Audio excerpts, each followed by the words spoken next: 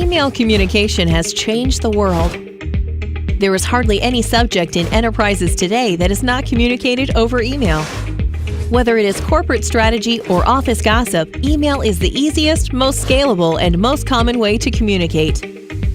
However, it is also the most insecure. Emails have a nasty reputation of finding their way to the wrong inboxes. Your most confidential information can end up with your competitors or the press. Hello and welcome to a quick demonstration of Seclore email protection. John works at Acme Corporation. He needs to send a highly confidential cost estimate to his colleague Mike and to an external consultant named Sarah.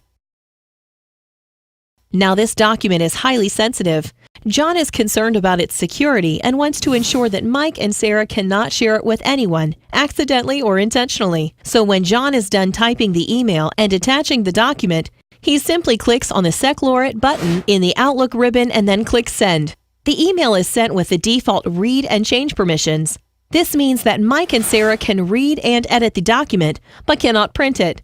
Since Mike is an employee of Acme Corporation, his email ID is automatically recognized by the system. However, Sarah is an external user and her email ID is not yet registered in Seclore. John gets a pop-up window stating that Sarah is not registered and asking whether he'd like to register her in Seclore. John clicks on Register and Send, which triggers an automatic workflow which creates Sarah's account.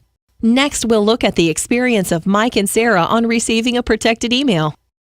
Mike has just received a protected email sent by John, his colleague. He downloads the attachment on his desk and opens it.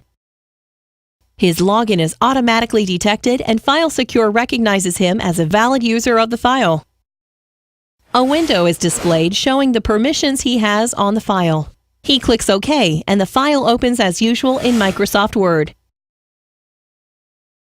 He can edit the document and save it. However, when he attempts to print it, a message is displayed stating that he does not have print permissions. Now let's look at Sarah's experience. Sarah is an external user who works with Acme. She is often sent highly confidential data. She uses her own computer and personal email address.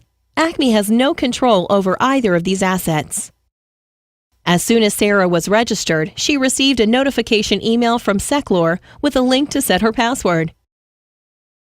She sets her password and her account is automatically enabled. Her username is her email address itself.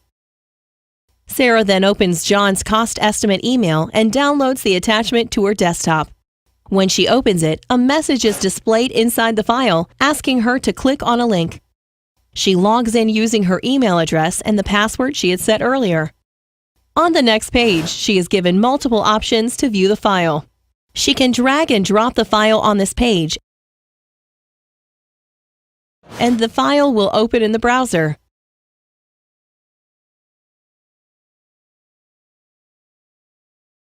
She may also download and install the Secure Lite software. It installs with a few clicks without any administrative privileges.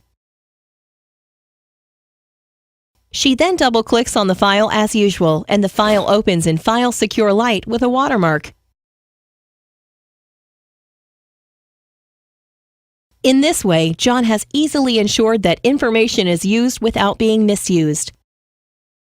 John has complete control over his confidential cost estimates even after sharing it with an external partner.